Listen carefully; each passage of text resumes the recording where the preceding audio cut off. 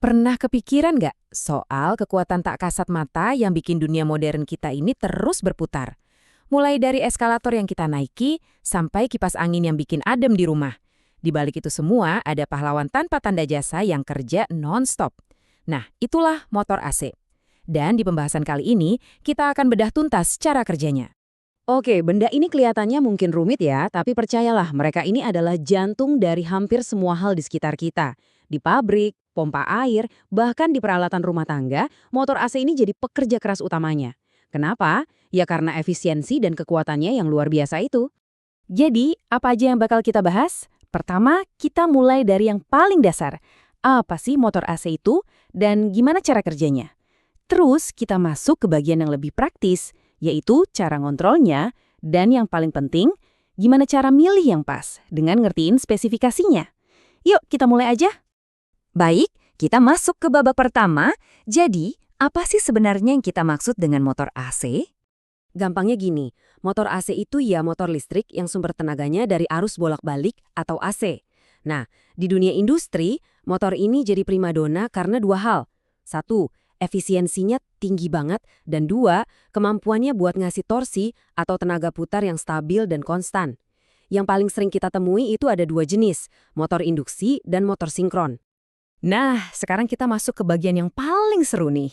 Gimana ceritanya sebuah kotak besi ini bisa mengubah listrik jadi gerakan berputar yang kuat? Sebenarnya, setiap motor AC itu intinya cuma punya dua bagian utama. Ada yang namanya stator, ini bagian luarnya yang diam aja, nggak gerak. Terus di dalamnya ada rotor. Nah, ini bagian yang muter dan ngerjain semua tugas berat. Interaksi antara stator dan rotor inilah yang jadi kunci keajaibannya. Oke, disinilah sihirnya terjadi. Khususnya buat motor induksi, yang paling umum dipakai. Prosesnya begini, listrik AC masuk ke stator dan menciptakan medan magnet yang seolah-olah berputar. Medan magnet ini kemudian ngajak si rotor buat ikutan muter dengan cara menginduksi medan magnet di dalam rotor. Jadilah si rotor ini kayak ngejar-ngejar medan magnet stator, dan proses kejar-kejaran inilah yang menghasilkan tenaga putar alias torsi. Keren kan?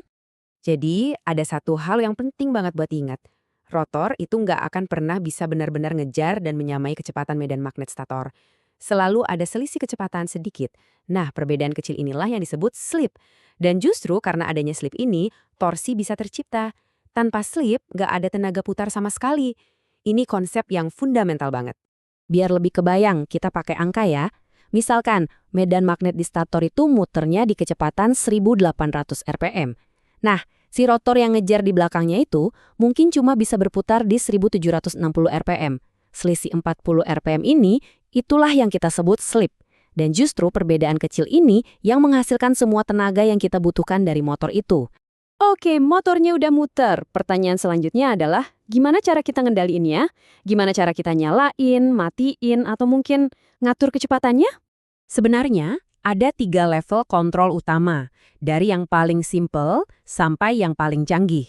Ada yang namanya across the line, terus naik level ada soft starters, dan di puncaknya ada variable frequency drives, atau yang biasa disingkat VFD. Yuk kita bedah satu-satu. Across the line itu yang paling dasar. Anggap aja ini kayak saklar on-off raksasa. Begitu dinyalain, motor langsung jalan dengan kecepatan penuh. Dimatiin, ya dia berhenti. Simple banget. Ini cocok buat aplikasi yang cuma butuh kecepatan konstan. Nggak perlu diatur-atur.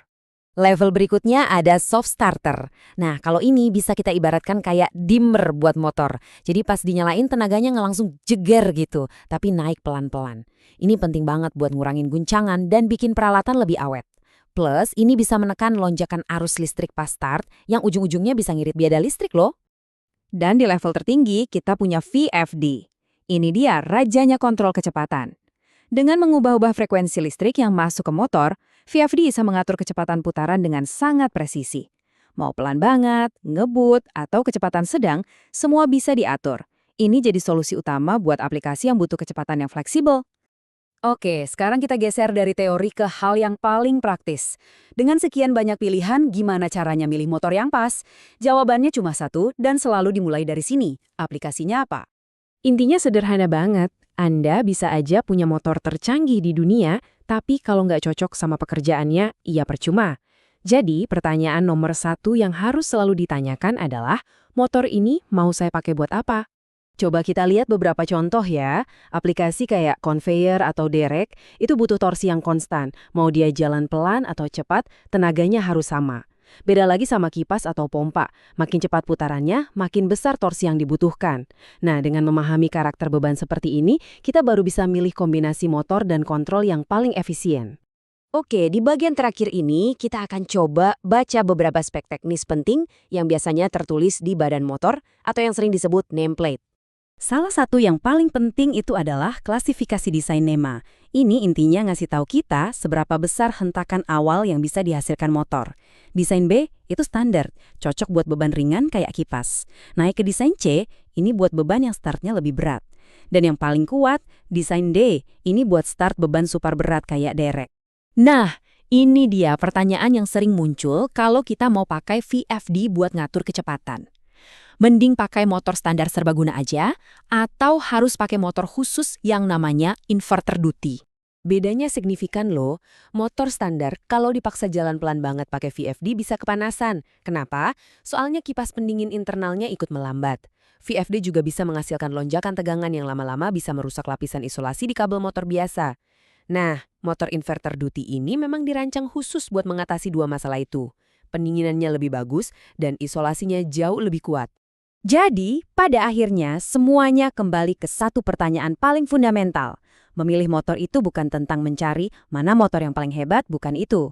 Tapi tentang bertanya pada diri sendiri, apa yang sebetulnya dibutuhkan oleh aplikasi saya?